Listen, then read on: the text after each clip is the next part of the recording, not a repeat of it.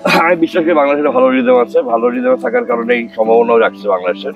কারণ অনেকেই বলতে শুনতেছি যে নেদারল্যান্ডের সাথে জিতাটা কতটা কার্যকরী, নেদারল্যান্ডের সাথে খেলাটা, বাট আমার মনে হয় যে কোনো খেলা না খেলার চেয়ে নেদারল্যান্ডের সাথে খেলে জিতে আসাটা ভালো ছিল। তবে সেই নেদারল্যান্ডের সাথে জয়টা যদি খুব বেশি তারা বাংলাদেশ করে মানে বাংলাদেশ ওটাকে খুব বেশি কনফিডেন্স বুস্টার হয়ে যায়, তাহলে অসুবিধা, বিকজ এই দলগুলো তো নেদারল্যান্ডের সাথে ভালো।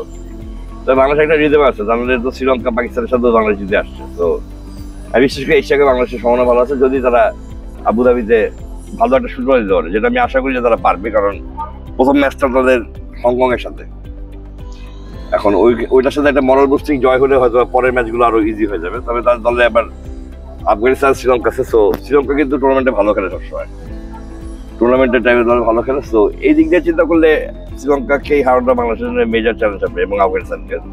দেখা যাক কতদূর কি হয়।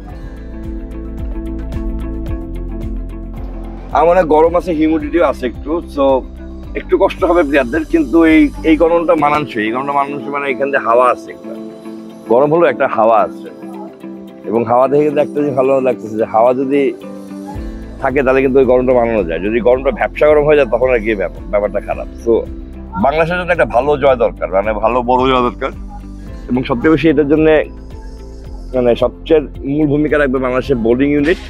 কারণ বাংলাদেশকে কিন্তু বোলিং ইউনিটকে বাংলাদেশ এখন আসলে অত বড় বড় রান করতেছে না, তো একটু মানে মাঝারি মানের রানকে আটকানোর দায়িত্ব থাকবে বাংলাদেশের বোলিং ইউনিটের। বা একটা মানে প্রথম বোলিং করলে মাঝারি মানের রানে অন্য দলকে আটকানোর একটা দায়িত্ব দিতে হবে। তো বোলিং ইউনিট ভালো করলে বাংলাদেশ ভালো করবে।